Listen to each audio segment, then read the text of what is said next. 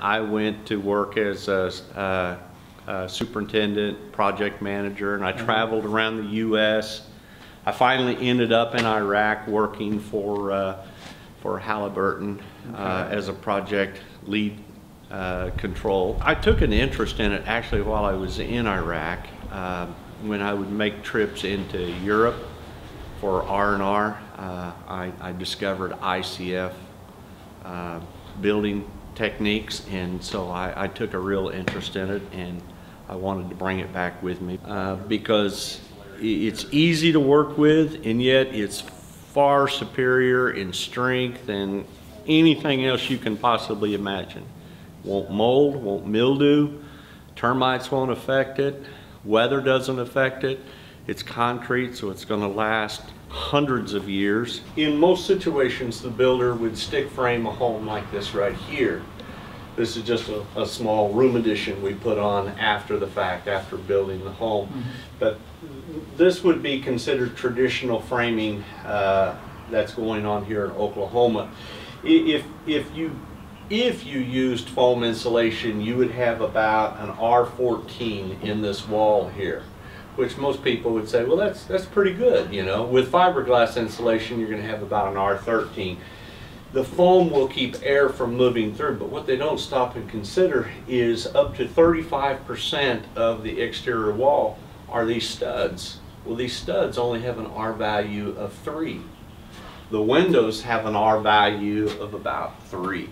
So if you take the windows in a typical home, which is about 15 to 20%, and you take the studs, which is up to 35%, really half of your home is only an R value of 3. So that's the reason that energy cost, or the cost to operate the home energy-wise, is so expensive.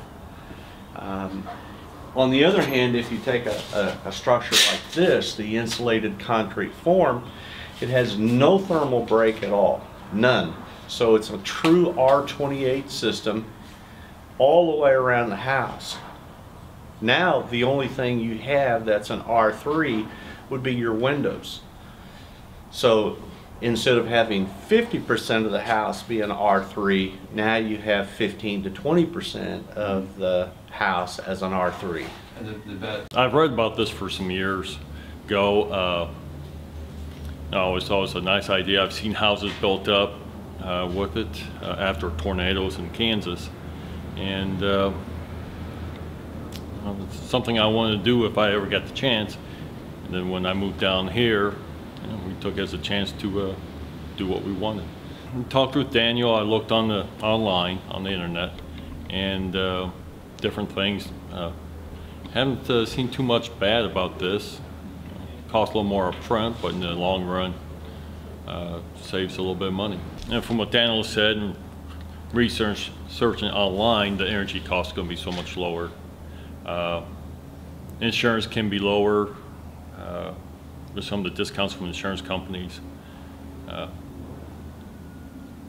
Yeah, energy costs mainly. It's about 1,900 square feet, okay? And this home, it will cost about no more than $30 a month to heat and cool, probably around $25, somewhere in there. And we actually pay our clients that first year heating and cooling bill. We pay it for them because I want them to know that what I say is true. It's gospel. They can count on it. And so when we close on this home, we actually give them a check right then and there for their heating and cooling based on the HERS report. And so all of our houses get a HERS report, you know, our home energy rating system. And we have a third-party rater come in, and they inspect throughout the building process, and at the end of the process, they do a blower door test, and they tell us exactly what that heating and cooling bill is going to be.